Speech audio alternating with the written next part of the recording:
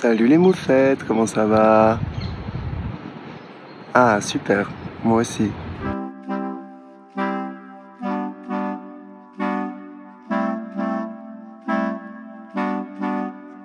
Aujourd'hui, j'ai décidé de vous emmener faire un petit tour au but de Chaumont. J'en avais marre d'être dans mon appartement pour faire des vidéos. Et la semaine dernière, j'étais un peu sur Aix.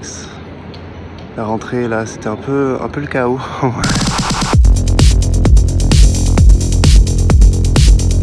Je suis allergique aux chats.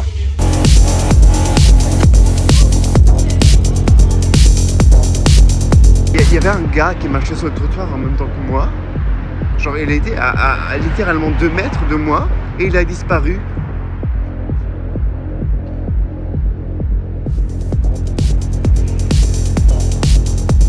What the f... On va se ressourcer un peu, réaligner ses chakras dans la nature.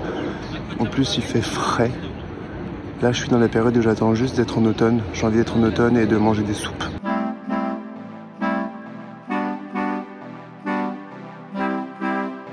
Et j'ai pas fini de vous raconter mes vacances. Mais avant de vous raconter le Portugal, il faut que je vous raconte mon retour d'Ibiza. Ce moment où j'ai cru que j'allais mourir.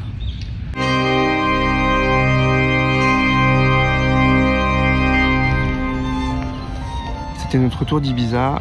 Et là, je rentrais pour 5 jours. Parce qu'après, je repartais à Lisbonne avec mon partenaire. Mon partenaire, lui, était en vacances de son côté avec sa famille. Je me pose chez moi, je regarde la finale de Drag Race France. Je me tâte un peu comme ça et j'ai l'impression d'être extrêmement chaud. Donc je prends ma température et j'ai de la fièvre. 39, putain. Je m'inquiétais pas trop, mais j'avais quand même très peur d'avoir le Covid. Je vais essayer de dormir. J'avoue, j'étais dans un autre monde. Ni une ni deux, je fais un test de Covid. J'ai pas le Covid. Ah ouais, je suis extrêmement fatigué. J'ai eu très peur. Je suis émotionnellement instable à cause de Drag Race.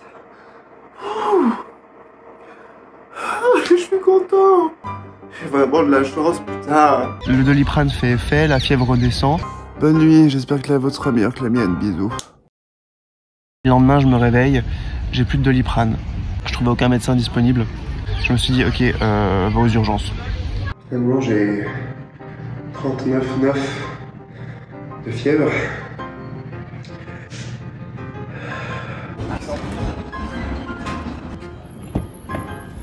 Bonjour monsieur. Ah oui, pendant le trajet, la radio. Par exemple, quand tu dis qu'à un moment l'antisémitisme était hégémonique, ce n'est pas vrai. Au moment de l'esclavage, au moment de l'antisémitisme. Bonjour. Oui. Et là j'arrive aux urgences et j'ai la tête qui va éclater. Je devais me tenir au mur pour marcher.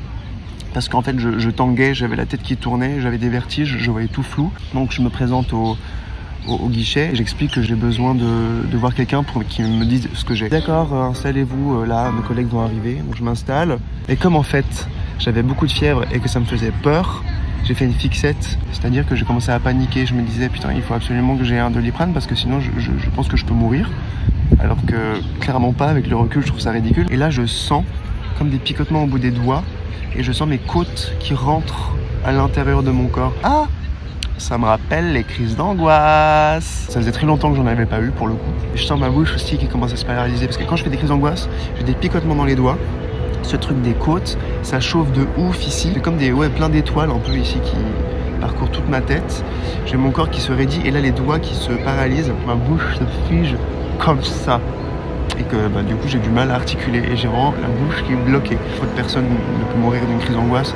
Mais c'est très impressionnant et du coup je me lève juste pour aller boire de l'eau aux toilettes. Monsieur, pourquoi vous restez pas assis? Et genre elle m'engueule. Monsieur, asseyez-vous, on va s'occuper de vous.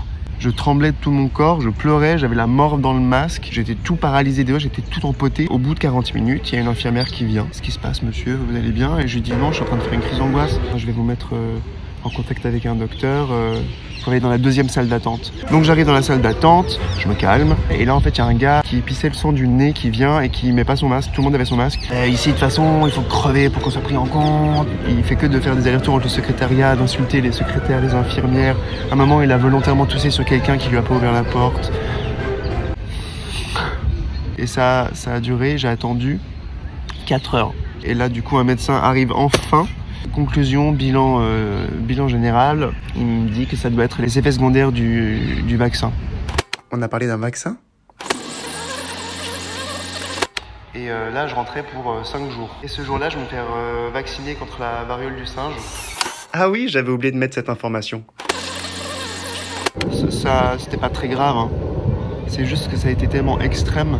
J'ai eu si peur. Et en fait, pendant tout le long, la seule chose qui me préoccupait, c'était de retrouver mon partner. Parce qu'on attendait ça depuis tellement longtemps. Et j'avais tellement peur de ça et de mourir.